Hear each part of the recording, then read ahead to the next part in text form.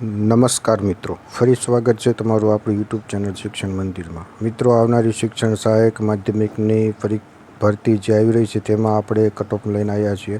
મિત્રો, આ વિડીયોમાં ખાસ ધ્યાન રાખવાનું કે આ જ્ઞાન સહાયક મેરિટના લિસ્ટના આધારે આ માહિતી આપવામાં આવે છે. ઓફિશિયલ માહિતી નથી, એટલે દરેક ટાટ સેકન્ડરી શિક્ષક મિત્રોએ ખાસ આ અંગે ધ્યાન દોરવું. તો જોઈએ કયા કયા વિષયોમાં સમાવેશ કરવામાં આવ્યો છે. તો ગણિત વિજ્ઞાન હોય, સામાજિક વિજ્ઞાન હોય, અંગ્રેજી, ગુજરાતી, હિન્દી, સંસ્કૃત, શારીરિક શિક્ષણ, કોમ્પ્યુટર, સંગીત. ટોટલ મળીને મિત્રો વાત કરીએ તો માધ્યમિકમાં 3500 આજુબાજુની જગ્યા સરકારે જાહેર કરેલી છે. તો આ રીતના આપણે આ બધા વિષયોનો સમાવેશ થશે. આ ઉપરાંત ભરતીમાં વિષય વાઇઝ કેટલી સંભવિત જગ્યાઓ આવશે તો જાણી લઈએ કે ગણિત વિજ્ઞાનમાં 1100, અંગ્રેજીમાં 500, સામાજિક વિજ્ઞાનમાં 700, ગુજરાતીમાં 350, હિન્દીમાં 200, સંસ્કૃતમાં 200.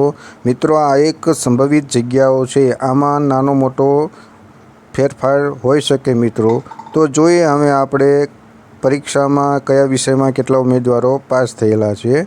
આ જ્ઞાન સહાયક મેરિટ લિસ્ટના આધારે આપણે એક આ કોઠો બનાવેલો છે. તો ગણિત વિજ્ઞાનમાં 9000, અંગ્રેજીમાં 1800, સામાજિક વિજ્ઞાનમાં 3500, ગુજરાતીમાં 4200, હિન્દીમાં 800, સંસ્કૃતમાં 1600. આ રીતના વિષય વાઇઝ ઉમેદવારો પાસ થયેલા છે મિત્રો.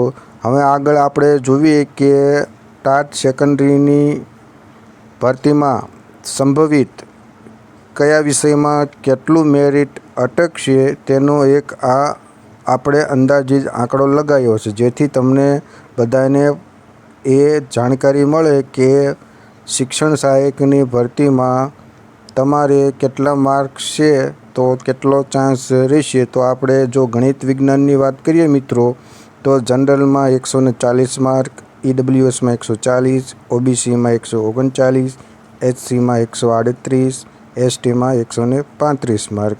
આ રીતના માર્ક્સ હોય મિત્રો તો તમારે ભરતીમાં ચાન્સ કહેવાય મિત્રો. આ એક સંભવિત કટઓફ મેરિટ છે. આમાં નાનો મોટો ફેરફાર બની શકે મિત્રો.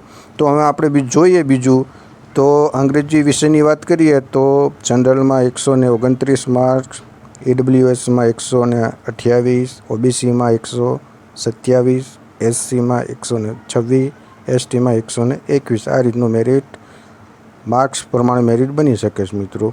તો હવે આપણે જોઈએ કે અન્ય વિષયમાં કેવું મેરિટ રહેશે. આ એક કટઓફ આપણે અંદાજિત છે મિત્રો, ઓફિશિયલ નથી. એ દરેક શિક્ષકોએ ખાસ જાણવું. સામાજિક વિજ્ઞાનની વાત કરીએ તો જનરલમાં 134, ઈડબ્લ્યુએસમાં 133, ઓબીસીમાં 131, એસસીમાં 130 ને એસટીમાં 124 માર્ક. આ પ્રમાણે મેરિટ કટઓફ રહી શકે મિત્રો. આમાં 1-2 માર્ક આગળ પાછળ થઈ શકે મિત્રો. તો હવે ગુજરાતીની વાત કરીએ તો જનરલમાં 144 માર્ક, ઈડબ્લ્યુએસમાં 142 માર્ક, ઓબીસીમાં 140 માર્ક, એસસીમાં 139 માર્ક, એસટીમાં 135 માર્ક. આ રીતના ગુજરાતી વિષયમાં પણ માર્ક્સ ધરાવતા જે શિક્ષક મિત્રો છે, ભાવિ શિક્ષક મિત્રો, તેમને ચાન્સ રહેલો છે મિત્રો. હિન્દીની વાત કરીએ તો જનરલમાં 135, ઈડબ્લ્યુએસમાં 132, ઓબીસીમાં 131, એસસીમાં 129, એસટીમાં 125 માર્ક. આ પ્રમાણે જો મિત્રો તમારે માર્ક થતા હોય તો તમારે ભરતીમાં ચાન્સ રહેલો છે.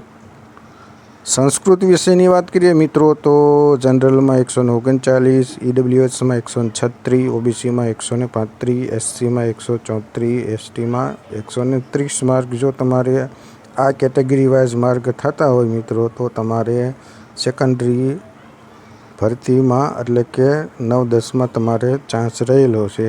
આગળ આપણે વાત કરીએ મિત્રો તો દરેક મિત્રોએ હવે ખબર જ છે કે માર્ક્સના આધારે ભરતી થવા જઈ રહી છે. એટલે હવે દરેક મિત્રોએ ખાસ ધ્યાન રાખવું. બસ મિત્રો, મળીએ નવી માહિતી સાથે નવા વિડીયોમાં. જય હિન્દ, જય ભારત.